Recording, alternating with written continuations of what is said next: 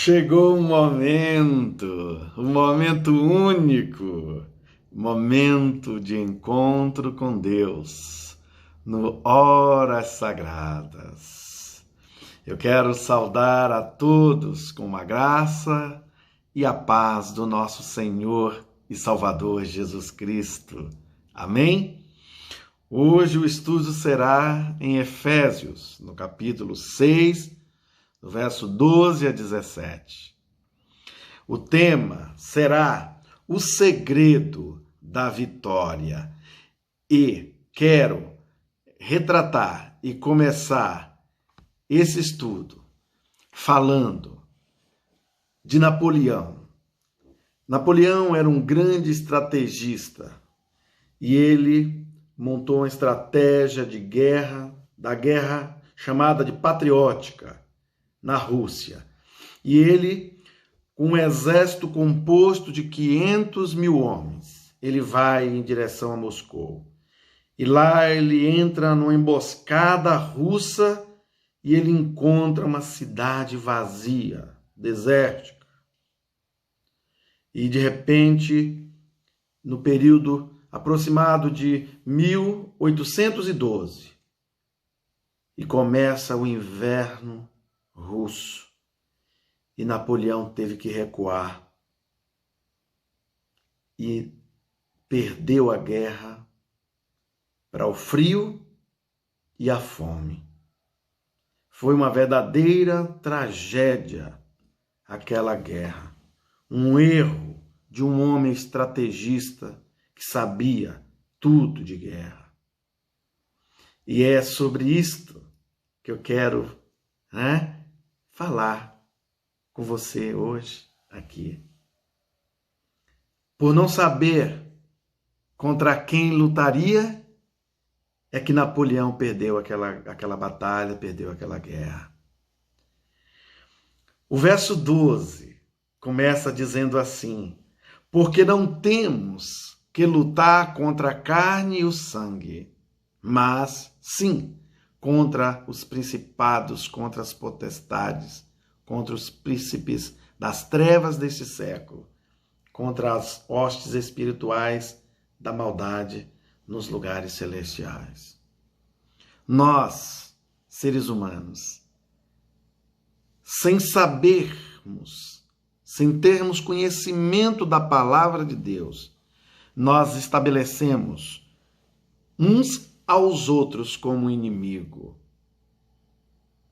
Mas quando, na verdade, o texto já vem nos ensinando que a nossa luta não é contra a carne e contra a sangue. Esse termo usado pelo apóstolo é para dizer que o ser humano é composto de carne e composto de sangue, e não é contra ele que nós lutamos, mas contra estas potestades, contra os príncipes das trevas deste século, as hostes espirituais da maldade nos lugares celestiais.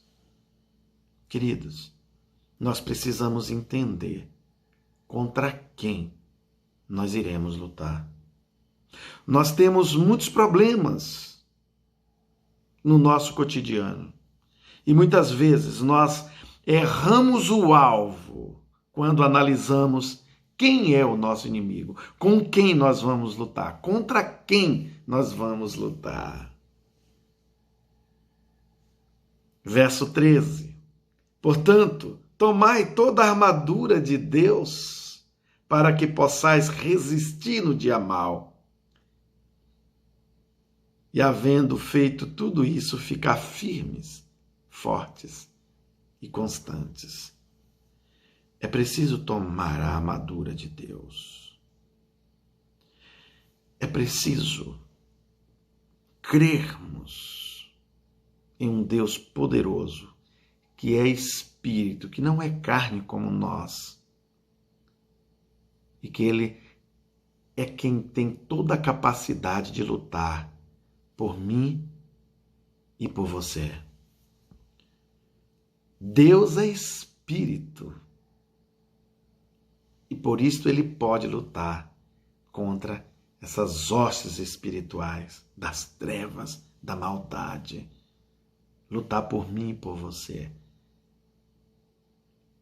Verso 14. Estais, pois, firmes, tendo cingido os vossos lombos com a verdade e vestida a couraça da justiça.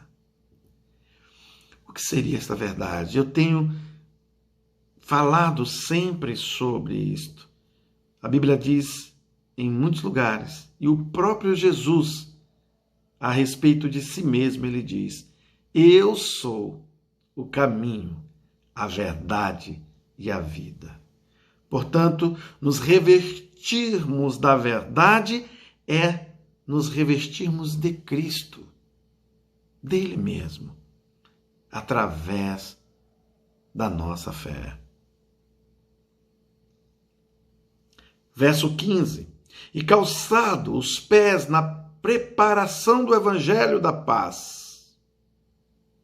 Este evangelho da paz, que tem que estar enraizado no meu e no seu coração. Tem que estar na nossa mente, tem que estar no nosso coração. Nós temos que guardar esta palavra como a joia mais importante das nossas vidas. Este segredo maravilhoso que o apóstolo está aqui nos revelando, nos explicando. E ao entendermos isto, nós podemos fazer uso de todos esses escudos e armaduras de Deus para nos proteger nessas batalhas, nesta guerra que nós guerreamos todos os dias contra este nosso inimigo. O verso 16 nos diz assim: tomando sobretudo o escudo da fé, com a qual podereis apagar todos os dardos inflamados do maligno. Queridos, nós precisamos crermos em Jesus Cristo. Existe um segredo que precisa ser aprendido por nós. A palavra nos diz em João 3,16: eis que Deus amou o mundo de tal maneira que deu o seu Filho unigênito, ou seja, o seu Filho único, para que todo aquele que nele crê não pereça, mas tenha a vida eterna. O segredo está em crer no Filho de Deus. Nós precisamos crer nisto. Verso 17. Tomai também o capacete da salvação e a espada do Espírito, que é a palavra de Deus. A palavra de Deus, ela é a credencial para nós entendermos esta história linda e maravilhosa, em que Deus deu o seu Filho único para morrer em nosso lugar. Essa história está cravada aqui na Bíblia. A Bíblia é a palavra de Deus, portanto, ela é o próprio Deus. Existem textos nela que diz que dela não pode ser tirado nada, e também nela não pode nada ser acrescentado. Ela é completa, porque ela é a essência do próprio Deus. E Deus, ele é um Deus que cumpre a sua palavra. E a palavra de Deus, ela pode ser cumprida em mim e em ti. Quando Deus opera através da sua palavra, através da nossa fé, Ele opera milagres e maravilhas através de nós. E a palavra diz: operando Deus, quem impedirá? Não há nada e nem ninguém que possa impedir Deus de agir. Deus toma as decisões, Ele vai e completa o que Ele tem para realizar. e não há quem possa impedir. Por isto que eu quero convidar você a crer, a vir, para juntos crermos nesse Senhor, nesse Jesus Cristo Redentor, que nos redime das nossas vidas de pecado e nos transforma, nos tirando das trevas, dessas batalhas espirituais, das trevas, e nos traz para a grandiosa luz que é Jesus Cristo, o Salvador, que nos traz para nos tornar em grandes, vitoriosos na pessoa dele. Você crê nisso, meu querido?